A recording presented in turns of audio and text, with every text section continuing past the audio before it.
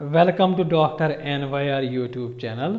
आज का जो टॉपिक है वह है exchange of gases. Please take a screenshot. Last time पे हमने पढ़ा था जो रेस्पिरेशन होता है, इसके टाइप्स कितने होते हैं और किस तरीके से वो काम करते हैं। आज हम देखेंगे जो गैसेस होते हैं हमारी बॉडी में, ये कैसे इनका एक्सचेंज होता है और कौन से फैक्टर्स इसके लिए रेस्पॉन्सिबल होता है। सबसे पहले हम देखेंगे, अगर हम देखेंगे ये जो गैसेस होते हैं एटमॉस्फेयर में, डिफरेंट गैसेस प्रेजेंट होते हैं। तो सब gases, for example carbon dioxide हो गया, ऑक्सीजन होता है, नाइट्रोजन होता है। तो इनका जो मतलब ये एक प्रेशर एक्सर्ट करते हैं। अगर हम इस मिक्सचर के जो गैसेस के मिक्सचर जो होता है, अगर हम इसमें से एक इंडिविजुअल गैस का हम प्रेशर देखेंगे तो उस प्रेशर को बोलते हैं पार्शियल प्रेशर। तो पार्शियल प्रेशर जो होता है तो इसको हम कैसे इंडिकेट करते हैं, P और यहाँ पे X, ऐसे मतलब ये क्रॉस लगाते हैं। ये जो क्रॉस होता है नीचे, ये इंडिकेट क्या करता है, जो भी गैस आएगा उसकी जगह पे ये आएगा। फॉर एग्जांपल अगर हमें देखना होगा partial pressure of carbon dioxide तो हम लिखेंगे P और नीचे लिखेंगे कार्बन डाइऑक्साइड। इसी तरीके से हम ऑक्सीजन का भी लिख सकते हैं। अब ये जो हमारे मतलब ऑक्सीजन जो होता है ये डिज़ोल्व हो जाएगा हमारी बॉडी में, और ये किस चीज़ पे डिपेंड करेगा, मतलब जो भी गैस होगा हमारी बॉडी में चला जाएगा वो डिज़ोल्व हो जाएगा। वो दो चीज़ों पे डिपेंड करता है, एक करता है सॉल्युबिलिटी और दूसरा करता है इस पार्शियल प्रेशर पे। तो जितना अच्छा मतलब जितना एक मतलब अगर हम एक गैस देखेंगे उसकी सॉल्युबिलिटी वो डिज़ोल्व हो जाएगा, जितनी देर तक हमारे बॉडी के टिश्यूज़ में रहेगा वो डिपेंड करेगा इसी पार्शियल प्रेशर और सॉल्युबिलिटी पे। तो जितनी ज़्यादा अच्छा पार्शियल प्रेशर होगा तो प्रेशर के साथ, पार्शियल प्रेशर के साथ और सॉल्युबिलिटी रहेगी तो उतना जो होता है वो गैस जो होता है ना हमारे टिश्यूज़ में रहेगा। फॉर एग्जांपल अगर हम कार्बन डाइऑक्साइड देखेंगे, हमारी बॉडी में कार्बन डाइऑक्साइड का एक्सचेंज होता है, ऑक्सीजन का भी एक्सचेंज होता है।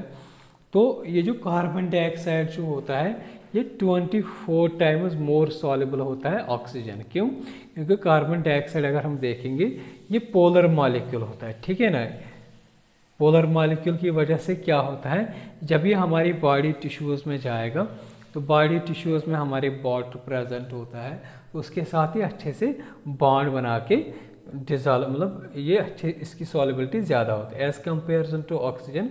ये पोलर, इतना पोलर नहीं होता ऑक्सीजन, ठीक है ना, जिसकी वजह से जो ऑक्सीजन जो होता है ये लेस पोलर रहता है as compared to carbon dioxide, ठीक है ना। तो ये जो सॉल्युबिलिटी और पार्शियल प्रेशर जो होता है इसी की वजह से जो होता है हमारे बॉडी में कार्बन डाइऑक्साइड और ऑक्सीजन का एक्सचेंज होता है। तो हम सबसे पहले देखेंगे एक्सटर्नल रेस्पिरेशन में किस तरीके से जो गैसेस का एक्सचेंज हो जाता है और इस पे पार्शियल प्रेशर का क्या रोल है। फिर हम देखेंगे इंटरनल रेस्पिरेशन में। सबसे पहले हम देखेंगे एक्सटर्नल रेस्पिरेशन क्या होता है। मतलब एटमॉस्फेयर से हमारे ऑक्सीजन इन आएगा, किस में, एल्वेली में, मतलब लंग्स में आएगा।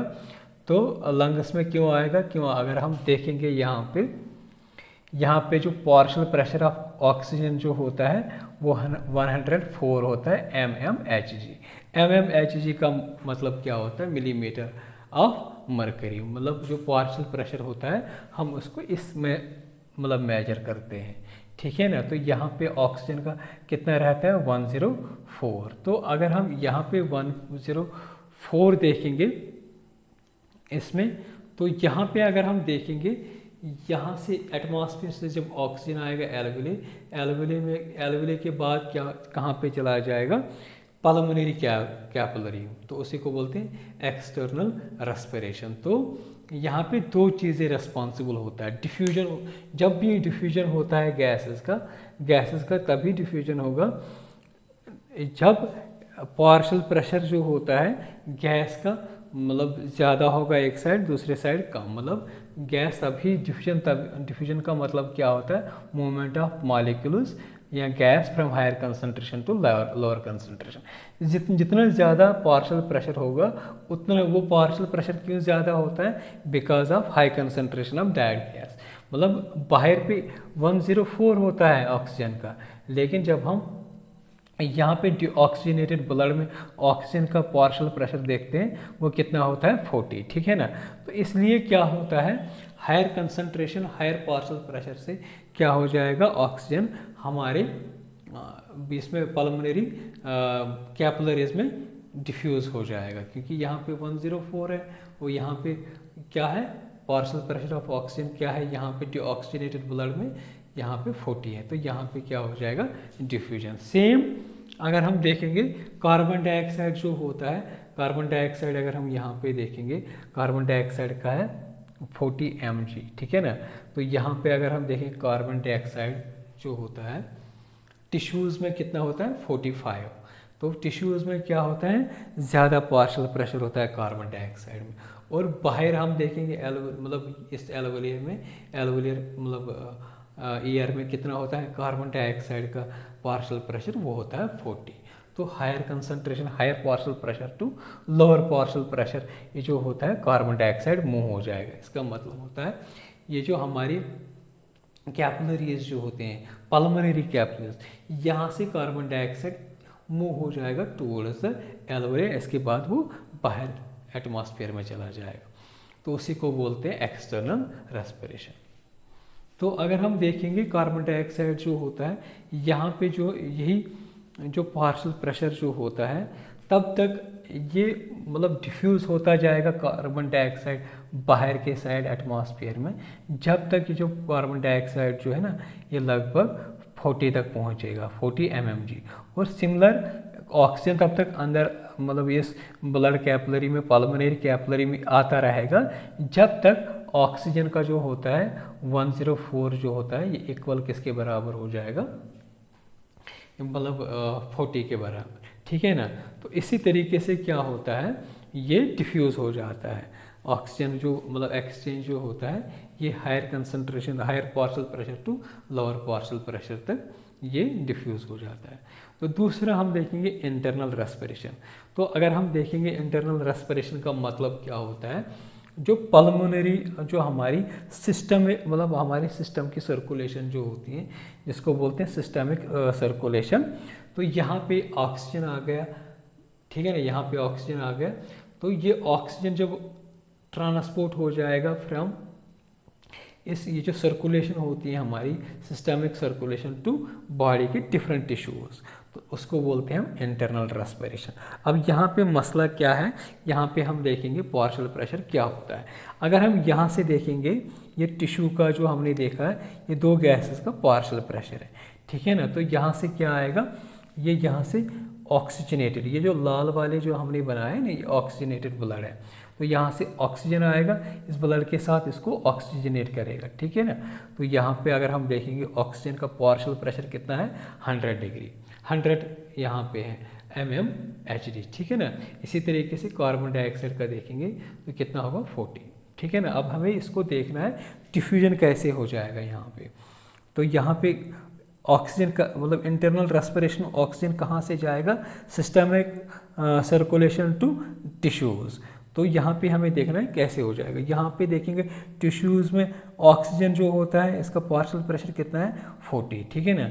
लेकिन यहाँ पे अगर हम देखेंगे इसका मतलब ऑक्सीजनेटेड ब्लड का कितना होता है 100, तो यहाँ पे इसमें ज़्यादा पार्शियल प्रेशर होता है ऑक्सीजन का, इसलिए ये जो ऑक्सीजन जो होता है ना higher concentration to lower concentration diffuse हो जाएगा, ठीक है ना, ट्रांसपोर्ट हो जाएगा।